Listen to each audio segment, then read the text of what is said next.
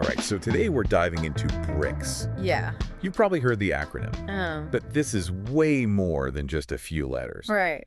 We're talking about a group of nations Yeah. that could actually reshape the global landscape It's true. as we know it. Yeah. One of the most fascinating things about BRICS is that it's not simply a case of emerging economies banding together. Right. These nations, Brazil, Russia, India, China, and South Africa, they're aiming to create a new world order. Oh, wow. One where they have a much bigger say. So they're not just looking for, like, exactly a seat at the table. Not at all. They want to build... They want to build a whole new table. A whole new table. Yeah. They're challenging the existing power structures. Makes sense. Dominated by the West. Yeah.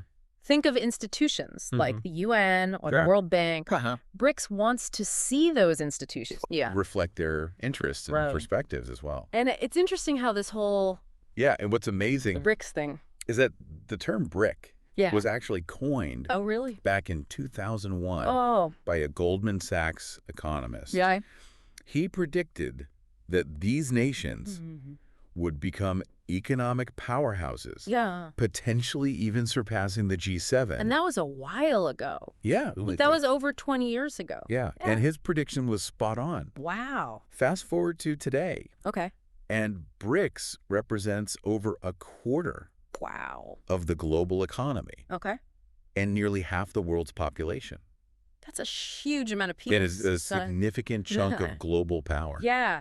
That's mind-blowing to me. Yeah. How much influence it really is. They've gained in such a relatively short period. Relatively short period. Yeah. Yeah. And it's not stopping there. Absolutely not. In 2023, they invited 6 new countries to join. Argentina, Egypt, Ethiopia, Iran, Saudi Arabia, and the UAE. All except Argentina, except Argentina's, So this expansion... And this expansion is a clear sign of their growing ambition. Okay. Each new member brings their own economic and geopolitical strengths to the table, which further solidifies their position as a major force on the global stage.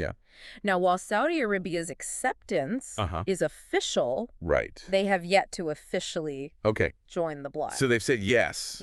But they haven't actually fully joined yet. Gotcha. Okay, so they're this powerful group with a growing membership. Absolutely. But what exactly are they trying to do?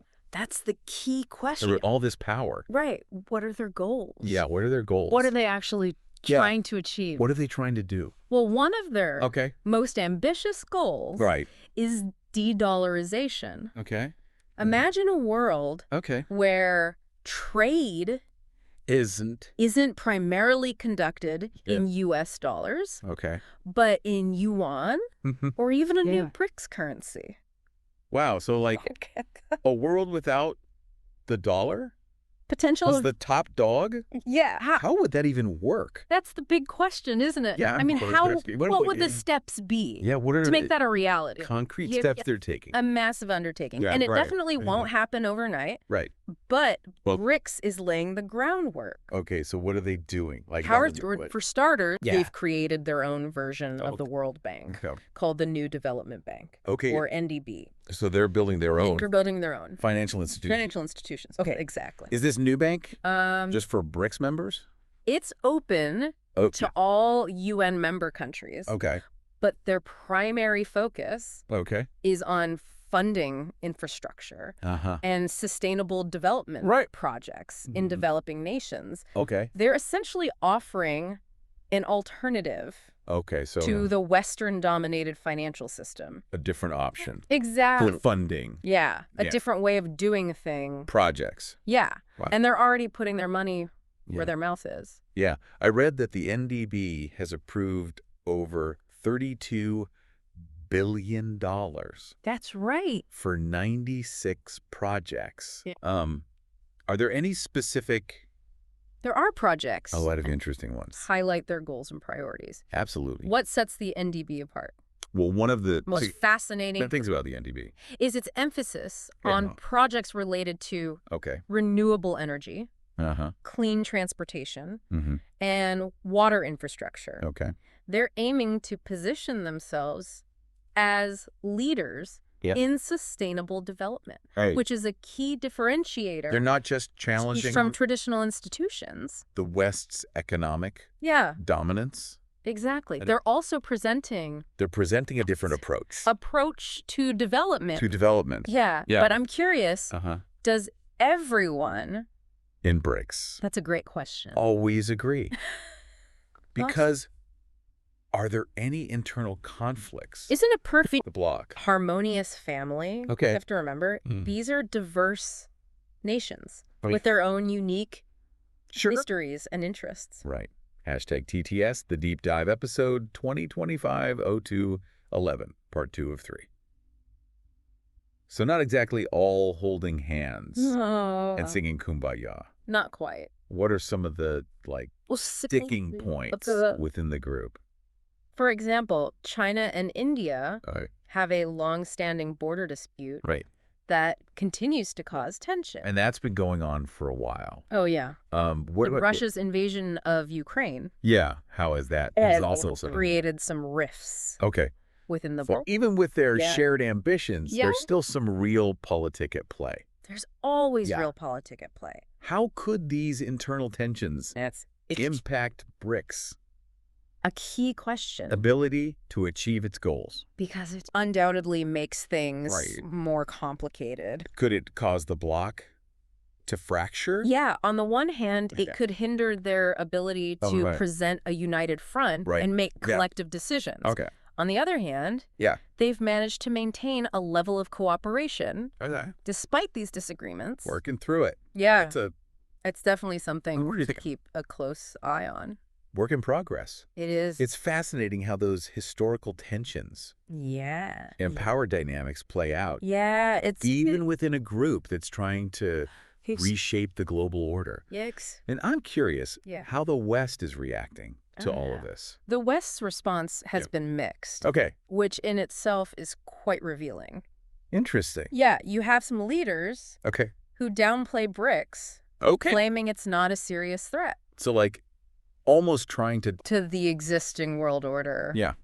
Dismiss it. It's almost like hoping it'll just go away. Yeah. Yeah. There's definitely an element of that. Right. But then you have other leaders who are expressing genuine concern about this potential. All right. So there is some concern in global power. Yeah. That split reaction is interesting. Interesting, isn't it?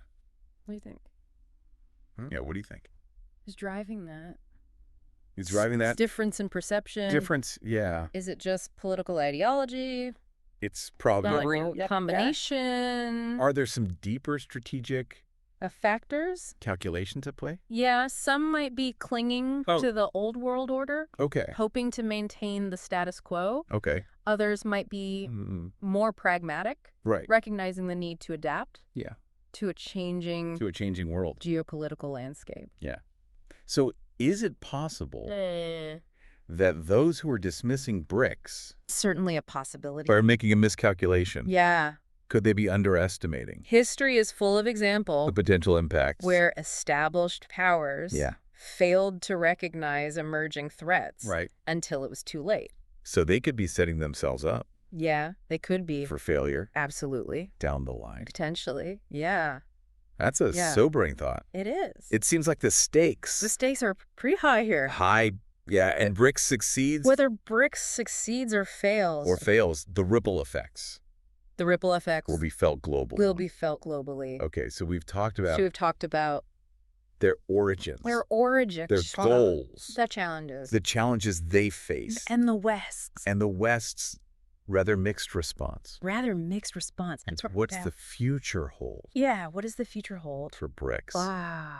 Where do we go from here? That's the million-dollar question, isn't it? Yeah. Predicting the future is always a tricky business. Sure. Especially when it comes to geopolitics. But there are some key things. Yeah, what give us... to watch out for. The inside scoop. Well, 2024 is shaping up to be a pivotal year for BRICS. Russia currently holds the presidency and has set a pretty ambitious agenda. Oh, fill us in. They're focusing on 3 key areas. To-do list. Establishing what they call a fairer world order. Pushing forward with de-dollarization efforts. And successfully integrating the new member states. That's a lot to tackle.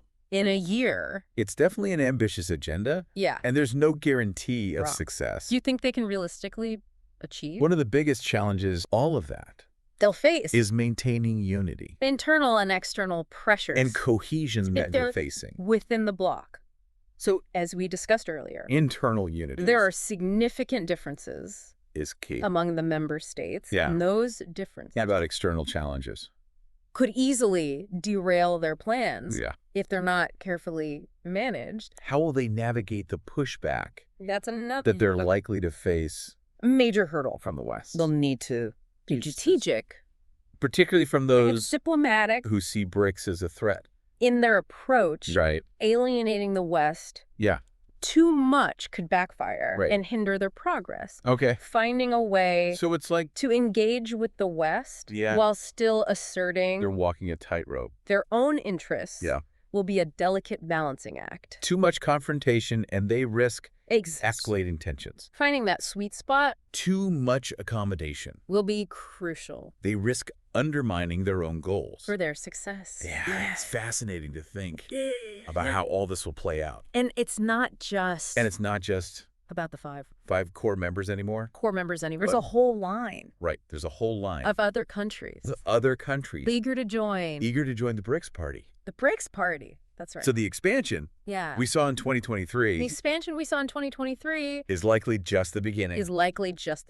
More and more countries are recognizing the potential benefit of aligning with BRICS. Whether it's access to new markets. Alternative sources of financing. Or simply a desire. To be a part of a bloc. That's challenging the existing global order. It seems like their influence is only going to grow. It seems like their influence is only going to grow. How does all of this impact our listener? That's why should they? Key question. They're about this group of countries on the other side. The rise of BRICS of the world isn't just some abstract geopolitical phenomenon. Affect them directly. Happening in a vacuum. Yeah. It has real-world implications for everyone, regardless of where they live. Can you give us absolutely some concrete examples Think about of how BRICS actions and global economy could impact if BRICS successfully shifts away for a listener's life from the U.S. dollar as the dominant currency for international trade? It could have a profound impact. All right.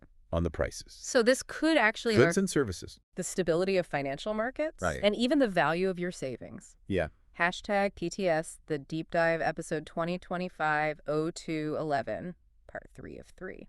Yeah, so it's not just like some abstract idea. No, it's not. It could actually hit my pocketbook. Real world consequences. Yeah, and it's not just about like... Right, and it's not just about... economic impacts either. Economic impact. What about the geopolitical implications of all this? The geopolitical implications. The world where BRICS... A world where BRICS... has a more prominent role. Has a more prominent role. Does this mean? Like a shift in global alliances. A shift in global alliances. A rethinking of international institutions. Even a different approach. Of international institutions. Some global challenges like... And even a different approach. Climate change. To global challenges like climate change. Absolutely. So it's not just about... It's not just about... Who's buying what from whom? Who's buying what from whom? It's about... Who holds the power? Who holds the power? To shape the world. To shape the world. We live in that. That's right. This deep dive has definitely... given us a lot. To understand the motivations. Yeah. To think about... We've gone from... weaknesses. A basic understanding of BRICS of this emerging bloc to a much deeper appreciation. Yeah, this deep dive for the complexity has given us and the potential implication. A lot to think about of their rise. We've gone from a basic understanding to a much deeper appreciation. Before we wrap up, for the complexities and I want to go back to something. The potential implications of their rise. You mentioned earlier. But that's really the goal here. BRICS-centric world. To provide you with the knowledge and the context for our listener to form your own opinions and engage in these critical conversations actually look like. Before we wrap up, I want to go back. Let's get into it. To something you mentioned earlier about a what would that look there? BRICS-centric world. Yeah. Paint a picture for our listener. Yeah. What could that world actually look like? What would it look like?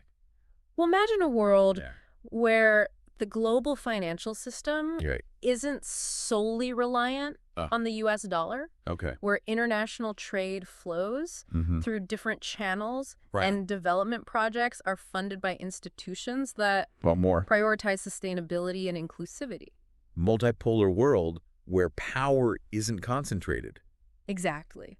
A more multipolar world. But distributed among... Power isn't concentrated in one place. Different blocks. But distributed among different blocks. Yeah. And that could have both positive and negative. It look like? Forte people like our listeners. On the one hand, it could lead... What would that actually look like? ...to a more balanced global order. Yeah. Where the voices of developing nations are heard more clearly. Okay. On the other hand, it could also lead to new tensions and conflicts as different blocks compete. There's potential for influence and resources. Benefits. It's almost like we're standing at a crossroads. Potential drawback. With multiple paths leading to very different futures. It's almost like... And the choices that BRICS makes. At a crossroads. The choices that the West makes. Yeah. And the choices... Like multiple paths. That individual nations make. Yeah. Will ultimately determine... Leading to... which path we take. Very different futures. This deep dive.